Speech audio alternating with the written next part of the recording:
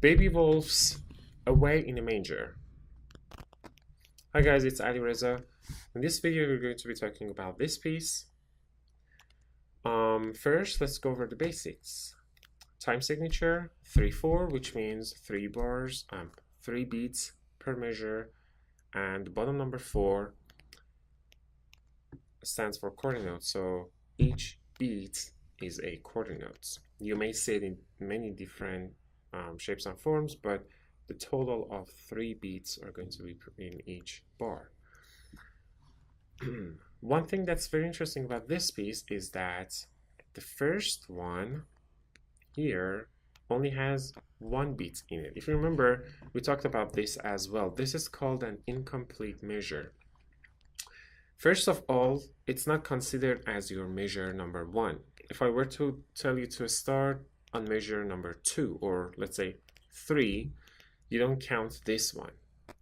This is your first bar, second bar, third bar. This is your third measure or third bar, right? Not this one. The reason is incomplete measures are not counted as the first measure, and you would only see it at the beginning of each piece if there is one. So what happens with the next? How many beats are missing here? You need to have 3 in total, 3 quarter notes, and there's only 1 here. Quarter in general. There's only 1 here. So the remaining 2 are always going to be found at the end of the piece. Now, every time you have an incomplete measure, to know which of the beats is this one, which beat is this one, is it beat 1, 2, or 3, you always count backwards, because you're always going to be having the last 2 beats, or last even 3 beats, whatever the case may be, but you always count backwards. So this is going to be your third beat. This note is your first and second beat. So 1, 2, 3. Keep in mind that you start with down bow. Moving on. Oh, key signature is F sharp. You've already done that scale. G major. All the Fs are sharp, or going to be sharps, unless you see any natural signs, which you don't have natural signs on Fs. In addition to that F sharp, there is going to be a bunch of C sharps. These are, however, going to be called accidentals. Again, difference between accidentals versus actual key signature is that the key signature, whatever you have in key signature, stays effective till the end of the piece until you see anything otherwise than what's in the key signature, whereas accidentals are only effective for that one measure and only for that specific notes in that specific location, which means the range that they are. So this is middle C and cello, medium C. If you have a low C or high C would be middle C. If you have a high C or low C, that C sharp is not affected on them either, just on that C and the same range. Next bar, for instance, you have a natural sign but in parentheses. That's just to remind you, it doesn't need to be there since measure is a new one. As soon as the measure changes, you don't need to actually have another natural sign or whatever, just know that you have to play it natural. That's just there to remind you. Moving on, there is going to be pizzicato and arco. P-I-Z-Z stands for pizzicato, which means plucking. Arco is where you go get gas. Actually, no, in music, arco means playing with bow, playing with your bow. Now, just like the concept of natural signs, you're not gonna see arco at the beginning of the piece. If you already have to play it with your bow, you're not gonna see this word, because you have to start the piece playing with your bow. You would only see it if there's a pizzicato before it, just like natural signs. You don't see natural signs naturally. You have to assume that you play all the notes naturally, or you refer it to what you have in the key signature.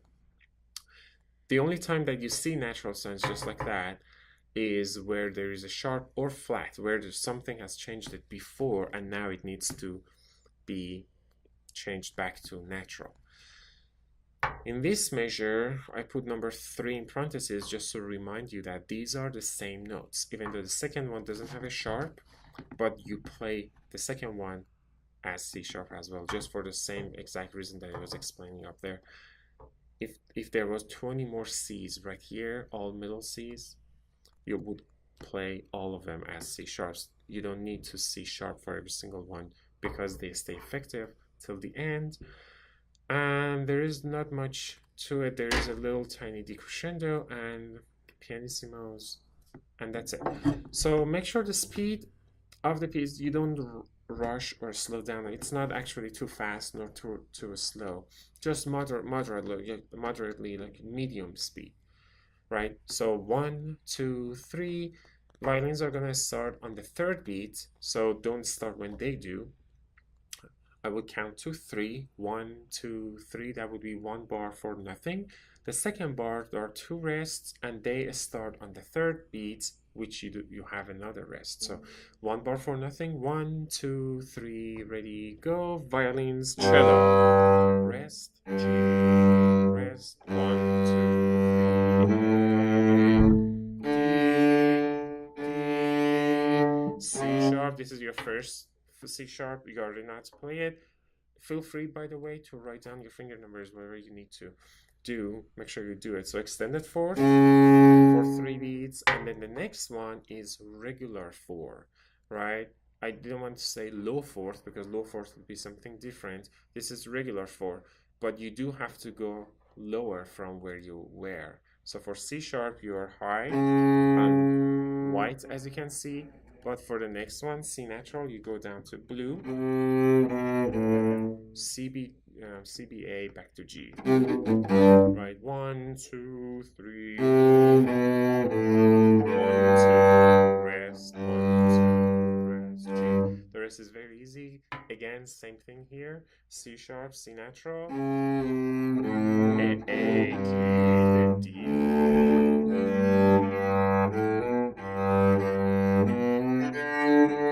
You know the notes. Measure 21.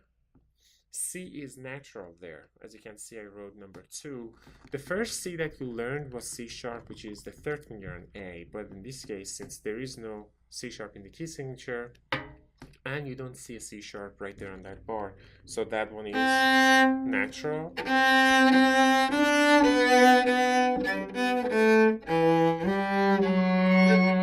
Right, F sharp, then you go to pizzicato. D, D, right? Again, you go from your bow grip to grabbing it like that, release your thumb and index finger, put your thumb right here, either by the side, whichever that feels more comfortable, or even maybe a little bit at the edge of the fingerboard, right here at the edge, whatever that feels most comfortable to you. And you do all the pizzicatos, which are very easy. Just D, D, D, D, then A, back to D, D, D, then A, D, open G. While you have, as soon as you plug your open, you don't need to block the string, just let it ring. Then during the rest, you switch from this to your bow grip, and then you continue the piece. Here you have C sharp, D, which is your fourth, then C sharp, third, G, D. Try to do the slurs if you can here in this bar. F, E, D, separate first, and then right down, up, A. That is also very easy. Keep in mind that this F is your third finger, no longer your second that you just played on A, since F is sharp. Then you repeat this bar just like you did here, C sharp, C natural. The third C is also natural, then open D and open G. Fairly easy piece, you just have to pay attention and practice. There's a bunch of details, of course, you have to follow. Practice it slowly. Once you learn the notes, once you learn the rhythm, try to absorb more of the details every time you play it. So think of slurs, think of ties, think of whatever it is that you need. So there is actually, except for the last one, there is no other ties. This is, by the way, not a tie. It looks like one, but it's not, because remember, ties have to are between 2 of the same exact notes. These are not exact notes. This is C sharp, that's C natural. So that's all I have to say about this piece, and have fun practicing, guys. Okay, last piece.